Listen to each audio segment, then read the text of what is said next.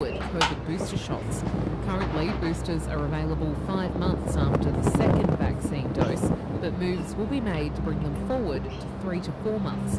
After lagging behind the rest of the nation, the Premier says South Australians may also soon get access to rapid COVID tests. We are rapidly getting to the point where the rapid antigen test will be appropriate in South Australia. I would think in the next couple of days we'll be able to give you advice on that. Meanwhile, 1 million Victorians will become eligible for the COVID-19 booster if the gap between the second and third vaccine doses is cut to 4 months. Victoria and New South Wales will push to reduce the amount of time before people can get their booster dose at today's meeting of National Cabinet. COVID Response Commander Jerome Weinmar says the state is preparing to vaccinate more people. Then immediately there'll be an additional 1 million Victorians who will become eligible for their booster dose. That is why we're back to gearing up our state system to providing booster doses. So we are now literally pulling in hundreds of our vaccine immunisers who were so busy in September and October to join their colleagues here. A 36-year-old Perth man has been found not guilty of murdering his parents on the grounds that he was mentally ill. Miles Taylor killed his father Michael and his mother Leslie in Rocky last year. He admitted responsibility but said he was suffering from mental illness. Justice Anthony Debrick has accepted that he was. Outside the Supreme Court, Michael Taylor's sister, Shelley Taylor-Smith, says it was important for the family to hear the judge's verdict. However, it was harder to hear, and it was sad on numerous occasions throughout the trial that this tragedy was entirely preventable. A 44-year-old man will face the Adelaide Magistrates Court over the discovery of a body at Adelaide's Wingfield dump. Police were called to the dump just before 3 yesterday afternoon after staff found the body among green waste. The victim was later identified as a 52-year-old Hectorville man, with police saying the alleged murder wasn't random. A Tasmanian court has awarded a child abuse survivor more than $5 million after he sued his abuser. The man, who cannot be named for legal reasons, was abused over a period of 6 years in the 80s by convicted pedophile John Wayne Millwood. In 2016, in the middle of his trial, Millwood pleaded guilty to multiple child sex offences. He was granted parole in 2018 after serving just 2 years of his 4-year sentence. In the Supreme Court in Tasmania today, Chief Justice Alan Blow ordered Millwood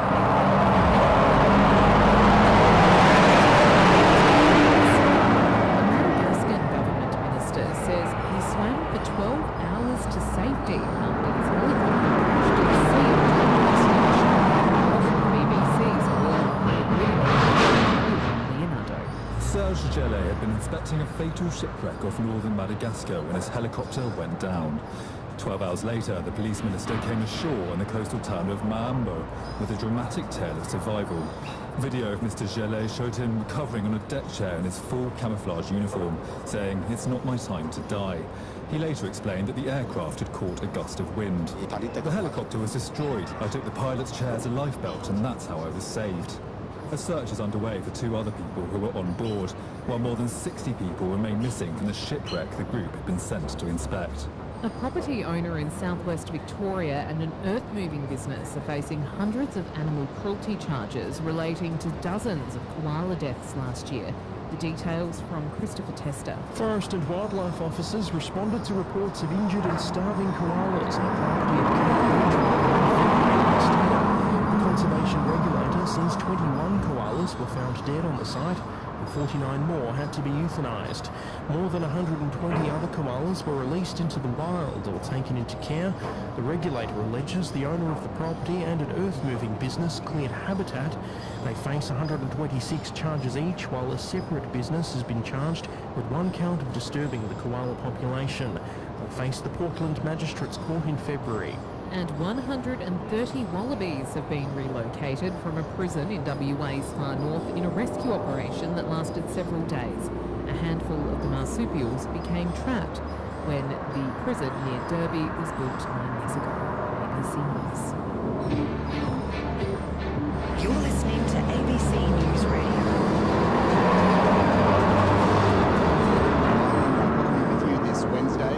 Frustration among holidaymakers as they wait for approval to get past the borders. The wait times are a huge risk here because this virus incubates within just a few days and doubles every few days.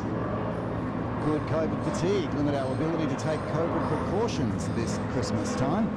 And we are standing by to hear from the Prime Minister, Scott Morrison, due to speak on the outcome of that emergency National Cabinet meeting that's been held today. Showers and a possible storm in Darwin. It's a fine day in all of the other capital cities. Well, Christmas is always a stressful period, but there's frustration today among some holidaymakers across the country as they fail to get their COVID test results back in time to embark on holidays. The Prime Minister puts the long queues for PCR COVID tests down to some states' testing regimes. It's being reported he's pushing for a loosening of travel rules at today's National Cabinet. We'll find out soon. But some experts say that despite the extreme pressure of testing facilities, COVID tests before travel are still ideal. There's also concern that the pressure for COVID tests won't ease after Christmas as Omicron cases surge. Alexia Atwood reports. Before the pandemic, the days before Christmas were often spent in queues to buy presents, and crowds, while potentially frustrating, weren't nerve-wracking. Now, instead of just queues at the shops, it's queues to make sure you're not carrying a highly infectious virus. Melbourne GP Vyom Sharma says the wait times to get tested and then get results aren't good enough. The wait times are a huge risk here because this virus incubates within just a few days and doubles every few days.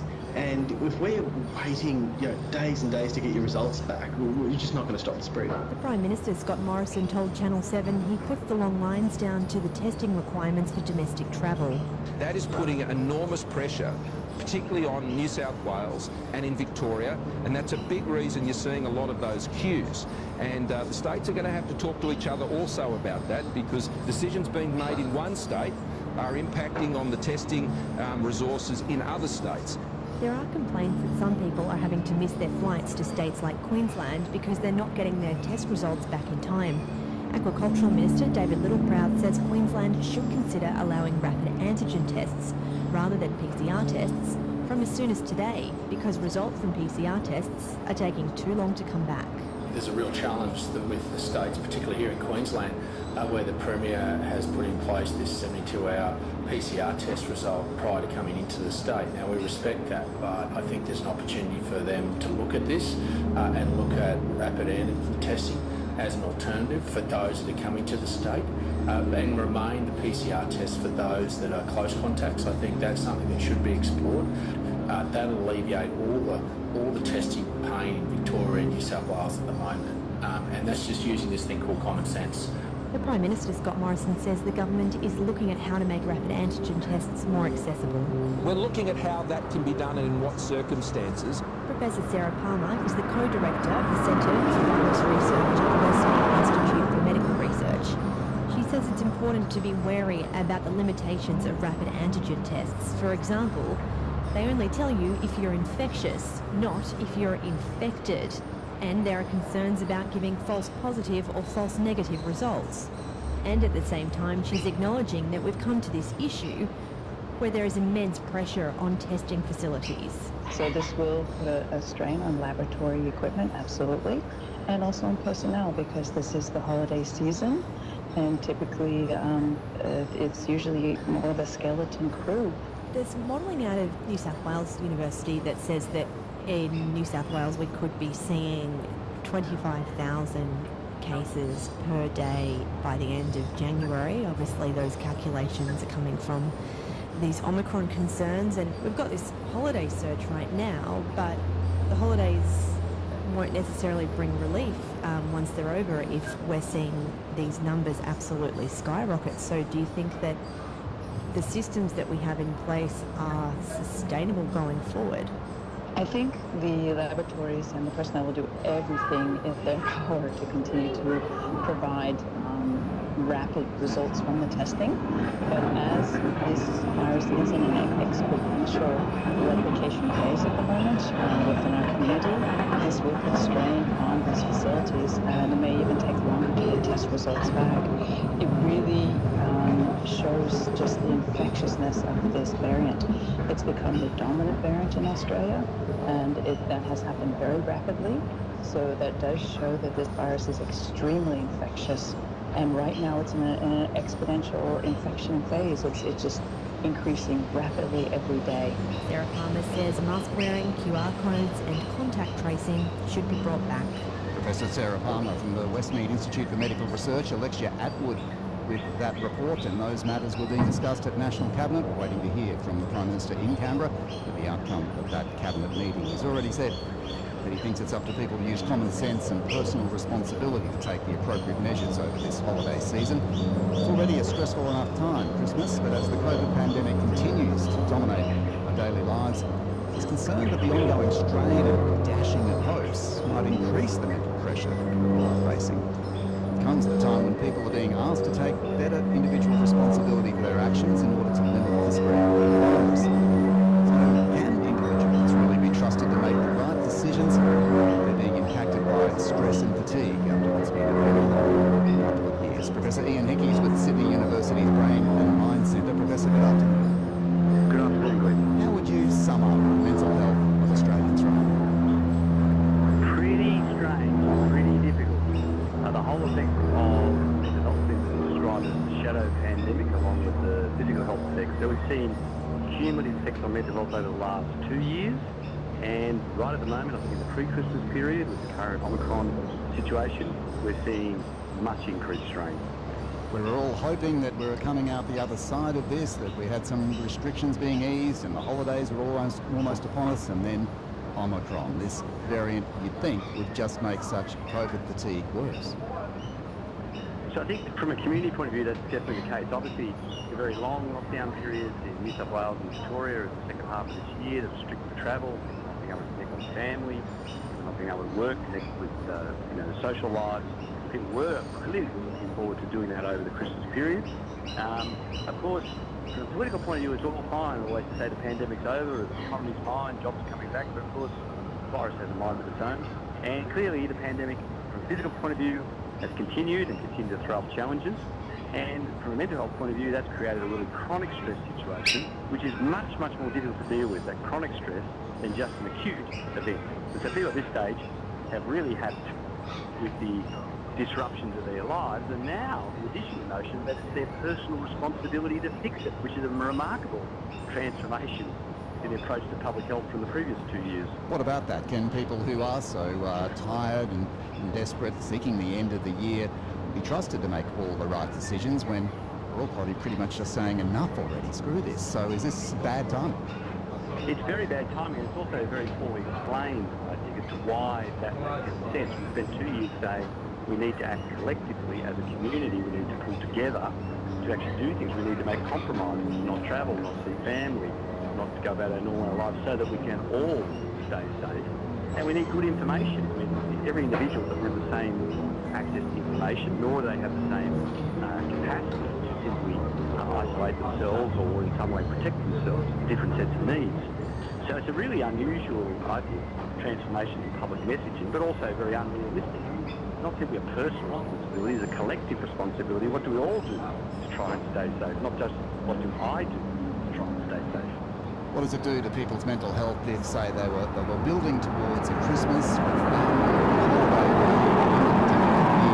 and then those plans get dashed because their flights might get cancelled, or the testing or border regimes change, all of that confusion and uncertainty.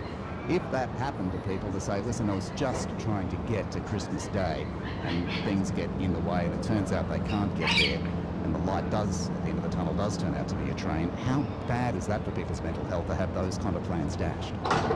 Well, we know going to Christmas is always a very difficult period for a lot of people. So while for a lot of people it's fine, it's great to see them for others who are lonely and disconnected and have other troubles.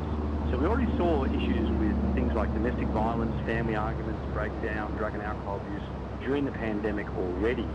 If there's great frustration and there's great disruption of plans now, we're likely to see an exacerbation in all of those sorts of phenomena that we ordinarily see in a good Christmas, let alone one like this, which is now potentially much more chaotic. People, as you say, their plans change, their hopes dashed. They've been really waiting to see people and connect with people going to be really frustrated with that. So the danger that people make poor decisions in those situations and that family stresses, relationship pressures, pressures on kids increase is very real. We're just waiting on the Prime Minister up here in Canberra, but I'll work one question in while I can. Ian Hickey, what advice can you give people who may be in those situations that you've just described, and how can we cope going forward? Two things: reaching out to those around you, and for those who are doing okay, reaching out to those who are not okay. So the collective responsibility, I think, is not an issue of what I do, it's a matter of what we do. So if you're in trouble, reaching out to those around you, but if you're not in trouble, you know people are around you. Collective action should really be at the heart of public health, not personal responsibility.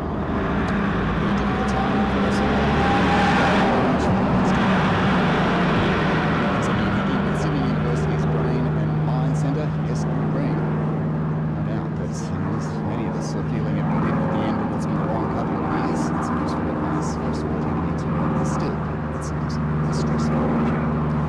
As I said, we're awaiting the outcome of the National Cabinet. The Prime Minister is set to approach me in Canberra. That's pretty soon. We'll take you there when he does appear. It is about 2:45 Eastern Daylight Time. 2:15 if you're with us in South Australia. 1:45 Queensland time. Northern Territory, you're at 1:15, and it's just past 11:45 in Western Australia.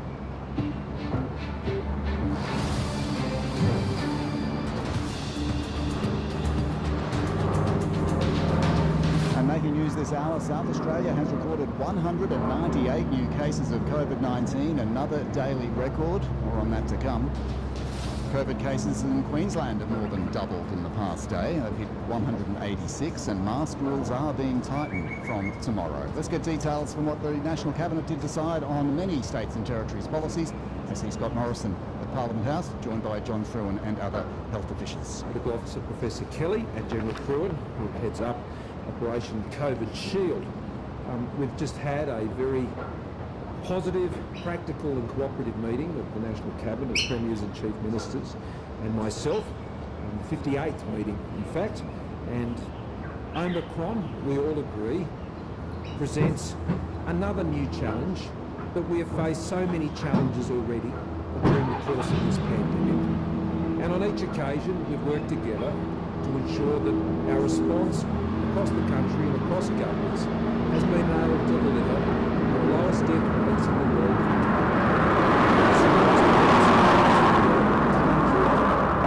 Thirdly, one of the highest vaccination rates in the world. So we've seen many challenges before. We are taking Omicron very seriously, as you would expect us to. But at the same time, we are confident that we'll be able to continue to ensure we can face down the most recent challenge, but it does require us to make a number of responses that we've been working through today. That response needs us to appreciate that with Omicron, what we're dealing with is a much greater volume of cases. Cases themselves don't necessarily present the challenge. As we've always said, what really matters is how many people are experiencing serious illness, how many people are having to draw on the considerable resources of ICUs and our hospital system. And the good news today is that hearing from all the Premiers and Chief Ministers, and that although we have seen an increase in the number of cases, we have not yet seen any significant impact on our hospital system.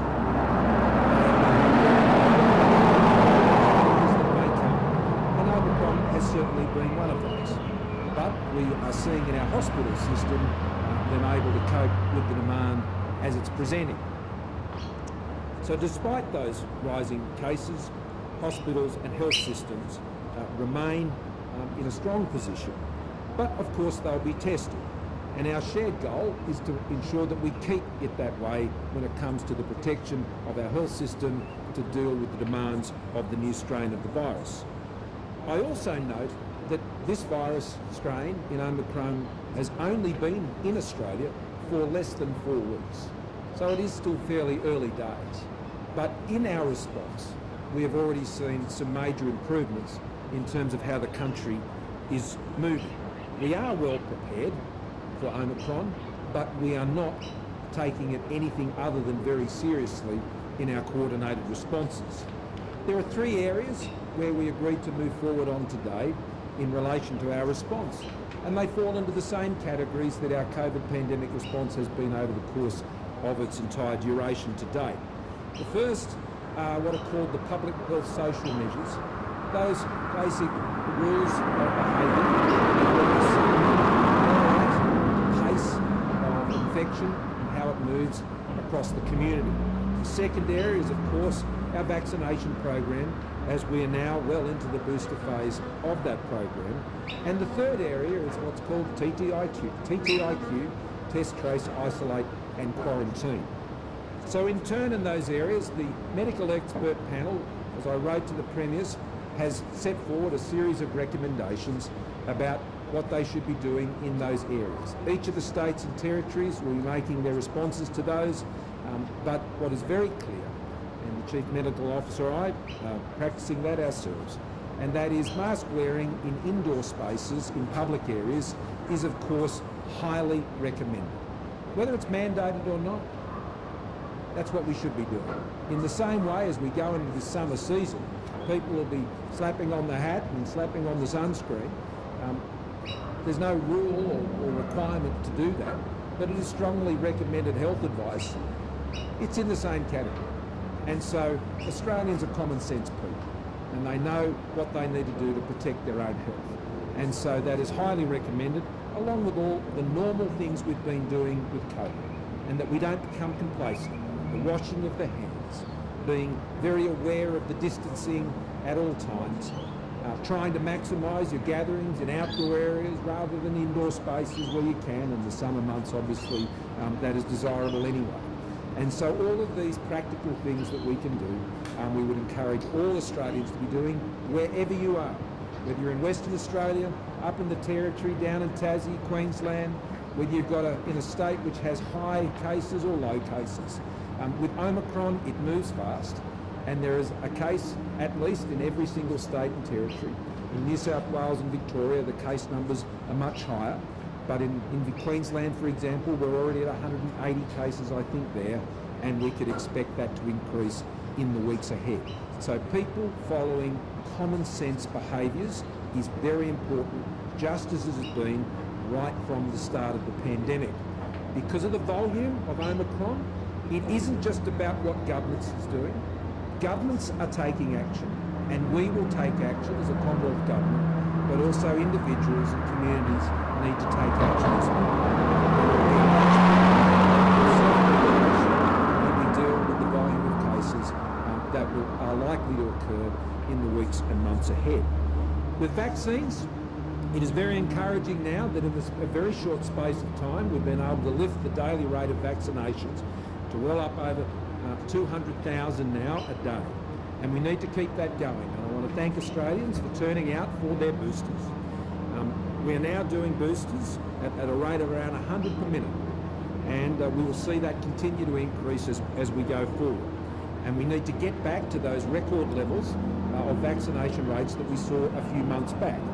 As the country moves past 80%, then we did see the demand at state-based clinics decline. And as a result, some of those facilities we've withdrawn, there's about a quarter of them, which were stood down. They now need to be ramped up again, and that was a key issue we discussed today. More than 50% of those eligible for boosters amongst the older population, which are of course most vulnerable. To keep that booster program going, the Commonwealth, I can announce, I advise the Premiers and Chief Ministers today, that we'll be increasing the payments to GPs and pharmacists, and we'll be increasing them up by $10 a jab, in addition to what we're already getting now. And we think that's important, particularly over these summer months, when normally, just like many other Australians, they'll be looking to take leave and do things like that. And this is an added incentive to keep the primary care system delivering vaccines at as greater capacity as we possibly can have. And we thank the GPs and pharmacists who are working with us over in recent times as we've come to that decision. And that was well received by the Premiers and Chief Ministers today. The second thing is to get those state hubs operational again and get them up and running so we can hit those much higher vaccination rates, which at its peak, and General Foreman, I'm sure, will make reference to this, was around 350,000 a day. Now that's where we need to be able to return to those sorts of levels. And remember that when we were at those levels, they were the highest rates per capita of vaccination of anywhere in the world. So the world's best practice. That's what we've already achieved in our vaccination program. And by combining the work of the primary care, the store capacity of the states, then the booster program can continue to increase and move forward with confidence. The third area is ensuring we get the right priorities in the booster program. Now, as you'll know, when we went through the first stage of the vaccination program, we were very focused on those who are most vulnerable. Now, by default, the booster program has been focusing on those in recent weeks. We are getting advice from the ATAGI and the other key medical advisors, but particularly ATAGI, on where the prioritisation for boosters needs to continue to go. There's obviously needs in the more vulnerable, and we're working steadily on the aged care populations and others, but we also know that the Omicron strain of the virus, variant, moves very quickly amongst young people, and so we'll be taking more advice on those issues. There's been plenty of discussion about whether the interval should be 5 months, 4 months, 3 months. That will be a decision for the vaccination experts at ATAGI. That is not a decision for myself as Prime Minister or the Premiers and Chief Ministers. The interval will be what the immunisation experts advise, because that also links to indemnity issues that we've put in place around the vaccination program.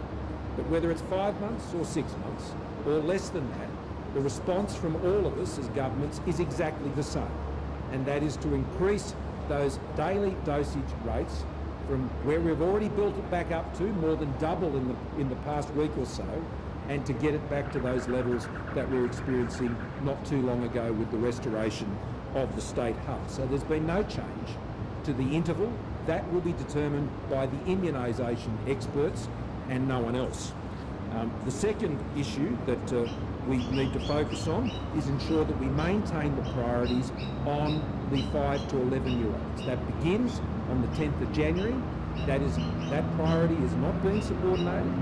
It is going to be pursued in parallel. That remains an incredibly important part of the vaccination program, and we're going to maintain the focus on that, and that is regular.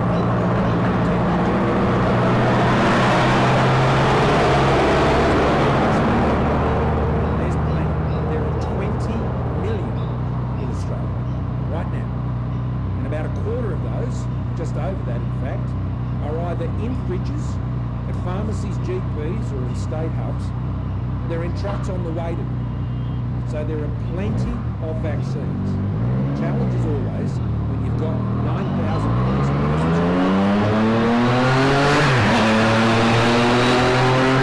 General Foreman can speak more to that, but there are no supply constraints on the vaccines. And as I said, when we get to those rates which are already lifting, then we'll be able to maximise the number of jabs in arms, just as we've done before. Now, the third area in test, trace, isolate and quarantine. We've agreed today that we must have a common definition right across the country on what is a casual contact and what are the implications of being a casual contact in terms of isolation, requirement for a PCR test and things of that nature. We cannot have different rules in different places about what casual contact is. There's even an argument which says that there shouldn't be any requirement to have a casual contact definition at all when you're dealing with such a high volume of cases. What matters is how you're managing those close contacts and how they're defined and what you have to do if you are someone who is in that situation. So we've asked the AHPPC within the next, that's the medical expert panel, within the next fortnight to give us a clear recommendation on that, and the Chief Medical Officer will bring a recommendation to that meeting. to ensure that we can get that consistency across the country. There is also the issue of QR codes across the country. Now, QR codes will increasingly play a different role into the future. In those states and territories where there are very high numbers of cases, the prospect of tracing every single person who logs into a particular venue is unrealistic and is not a good use of resources. And so you have to focus your resources on their highest yield. What that means is the QR code system is not being used to police people or to impose sanctions on them. What it's being used to is to ensure that people can be alerted through the QR code system about if they've been at a particular place where an infection has been identified, and then the individual, if they are not a close contact, and self-manage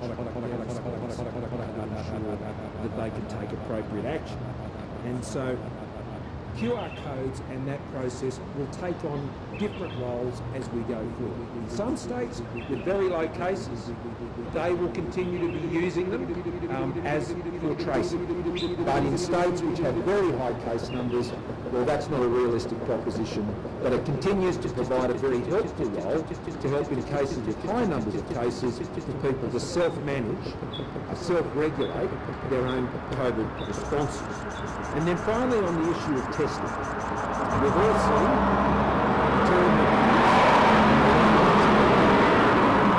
some 20 to 25%, 1 in 5, 1 in 4 people waiting in those queues are not symptomatic, they're not a close contact, they're not even a casual contact.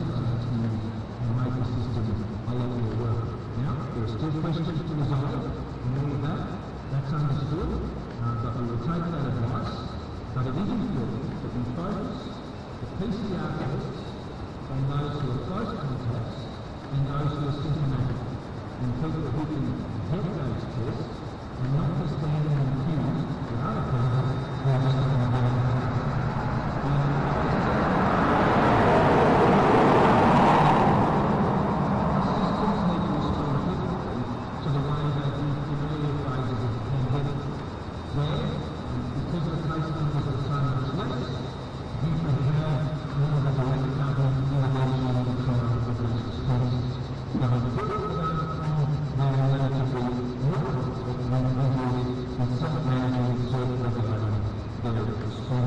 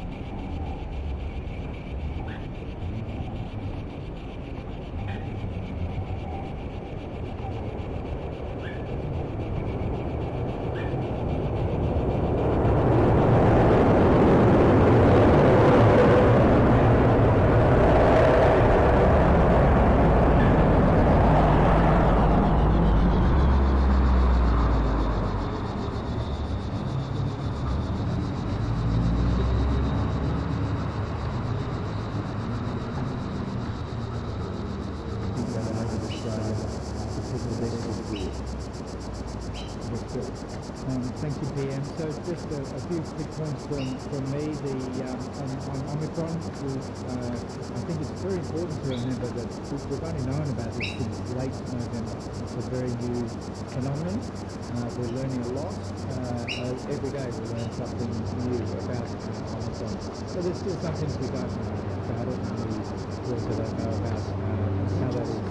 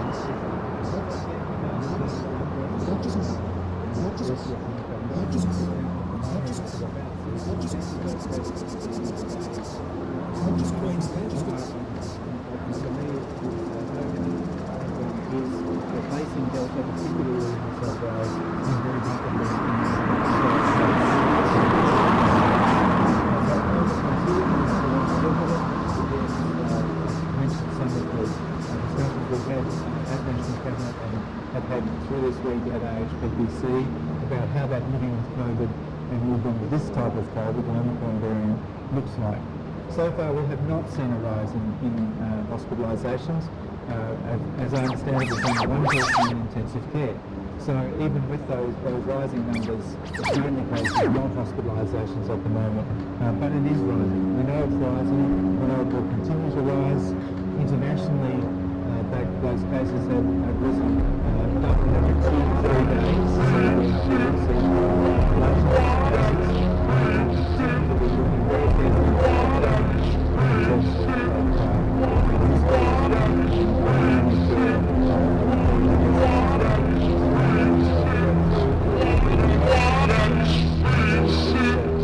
business as we've been growing, and we're looking very closely every day. And as severity elements we'll be able to say more about in the coming weeks. The one thing we have seen, and this is the same in other parts of the world, most of all, it's been in young people mostly. It has been mild or even asymptomatic disease.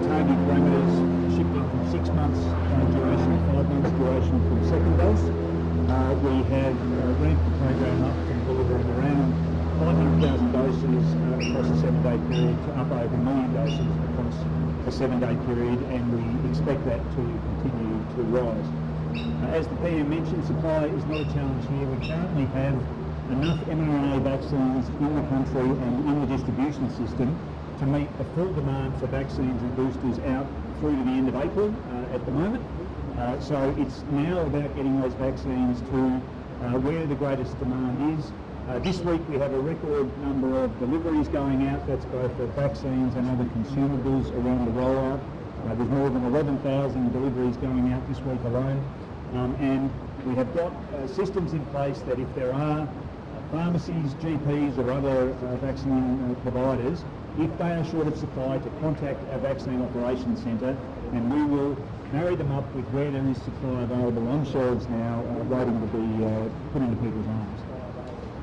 There is also bookings still available. There are more than 4,700 places where you can go onto the booking system right now and still get booster bookings within the next few days.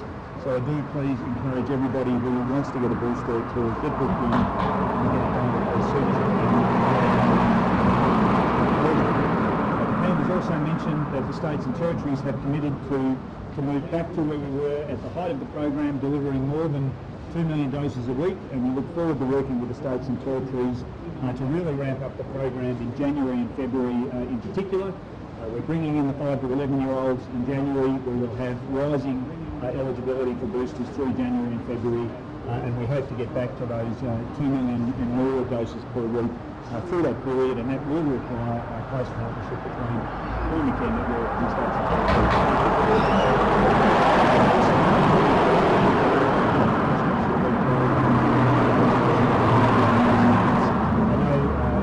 those efforts continue. Those efforts are now going to ramp up again through January and February, and I appreciate the efforts and all of that. In relation to the 5 to 11-year-olds, we are fully on track to commence the program.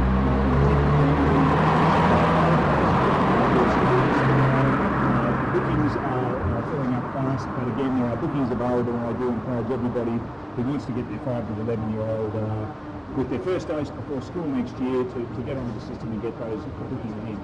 And finally, I just want to mention that primary dose vaccinations still continue. We now have every state and territory, bar one, who are over 90% first dose vaccinations. This is a remarkable achievement, and we thank all of those people in Australia who have come forward to get those vaccinations. But there are still people who haven't had their first dose, who still have to get their second dose. And again, I encourage all of you to do that as soon as you can, because that is the best way, remains the best way to protect ourselves, our friends, our families, and our communities. Thanks very much. You called it unnecessary, but now we're waiting for advice. Why should Australians who don't have any COVID symptoms have to test at all to go across state lines? I think that's a very reasonable question. Some states are still of the view that they are requiring that and are seeking further medical advice on why that should be withdrawn. This chief medical officer, who may wish to comment on this, can give you further figures. For example, about 1 in 1,000 people who are being tested who are travelling are proven to have a positive response. For those who are close contacts, that's 17 to 20.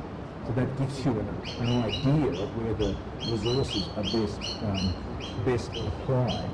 And so that's the direction I can see us going in. And but that, as always, is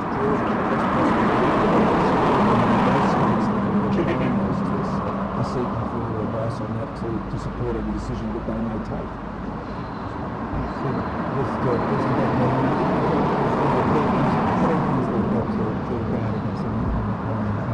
Increasing cases and we've seen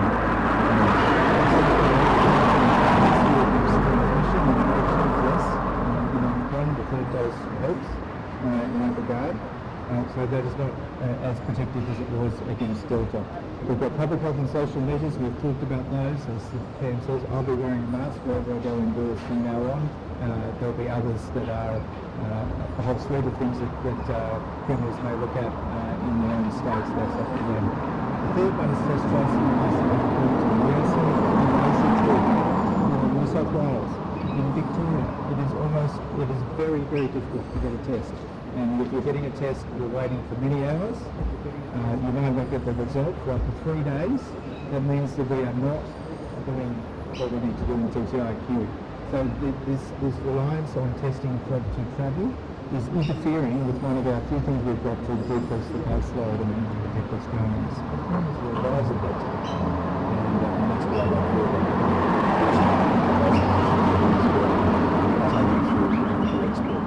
but there's no, the requirement for testing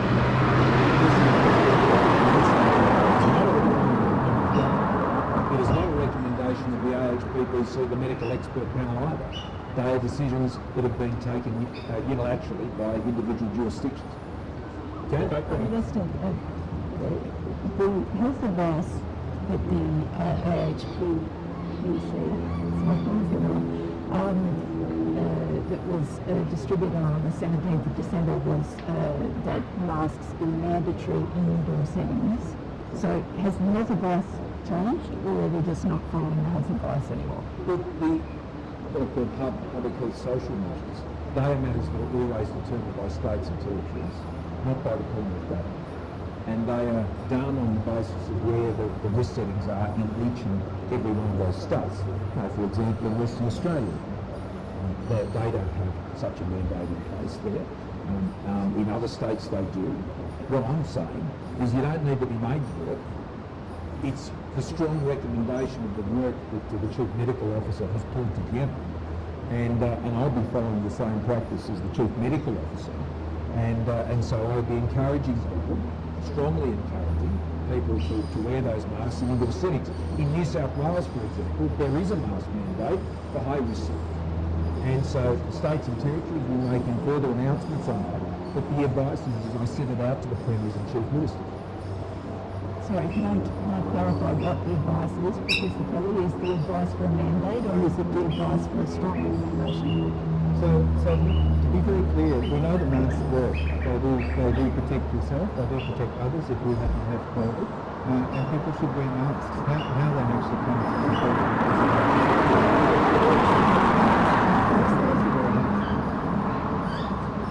mandate that in indoor settings? I'd say that masks should be used because we know firstly it works, and second to protect yourself, to protect others, and second it doesn't interfere with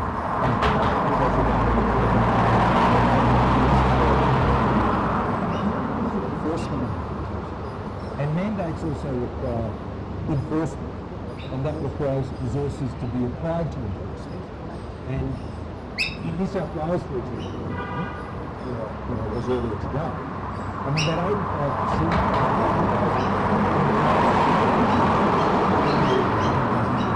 shopping centres and things like that, but they're actually all what matters is the behaviour and the behavioural change and the behaviour to wear those masks in those settings.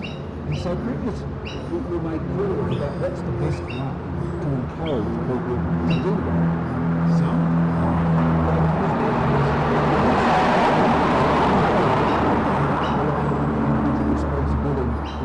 what matters is that people wear them, not whether people get fined or put away. So isn't it about time that we were able to achieve some consensus on these issues like mask mandates and PCR tests for being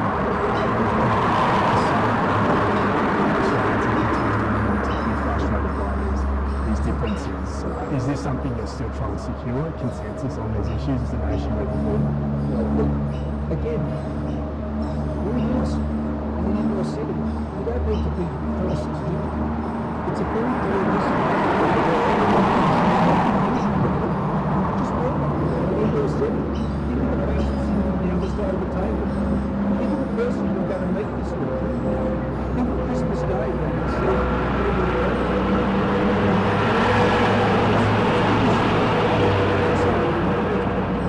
exactly as the medical advisor has highlighted. What is very important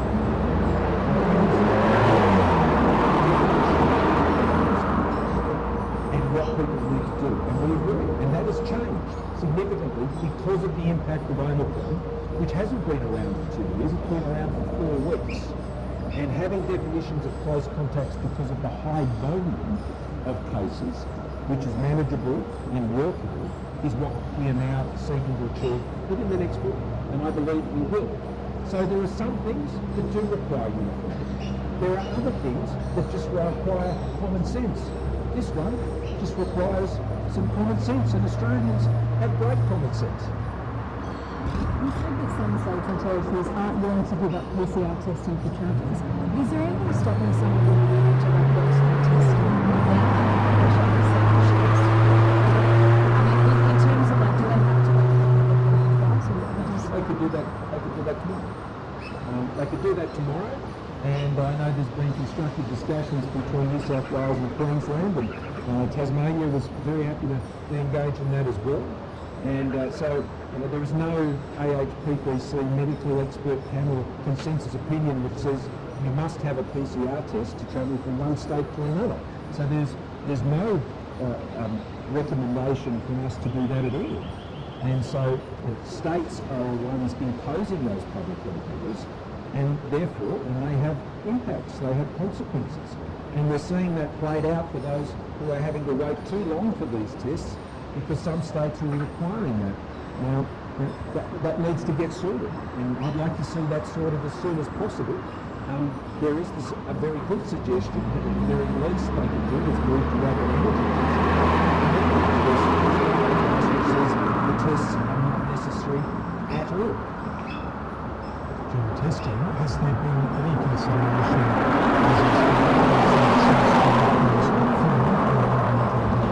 certain settings they already are. And they are things that are built possibly in the criminal use as well. It's a matter of discussions around education settings and how we would work with the states. Already, if a state says we're doing rapid antigen testing in a particular area, then the COVID National Partnership Agreement means we share those costs 50-50. So that already exists right now. And so where rapid antigen testing is being used in those circumstances where states are doing that, those costs are the states. And what Omicron is we will see, I think, greater use of these rapid antigen tests.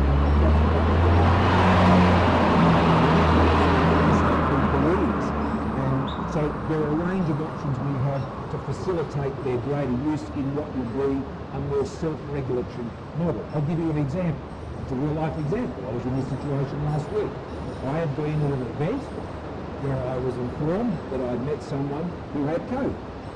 Now, I wasn't defined as a close contact, I was a casual contact. And until I had further information, I went, I got a COVID test from the local pharmacy at Terrigal, picked one up, took the test, it was negative, I wore a mask, and at a later time, because I had to travel somewhere else, I took a PCR test. So I self-managed that contact. I didn't need the government to tell me to do anything. Full rapid antigen test. Some can and some can't. And there are options that we'll be considering in that space, but I don't want to overstate this. I mean, we need to channel our resources into the area which will actually get the most beneficial outcome. And what is that right now?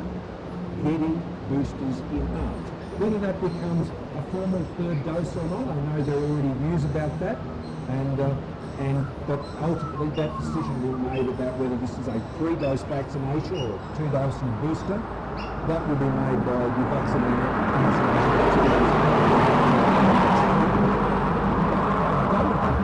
It doesn't make a lot of difference because our task is the same, and that is to boost the capacity, get those vaccination rates, which are already escalating quickly, back to those world record levels that we had. And so whether it's a third dose or a booster dose, we get the jab in the arm. Can I just ask something? Sorry, some comments you made about independence over the last couple of days. Isn't it before you do that, given the COVID issues, if there's no other question,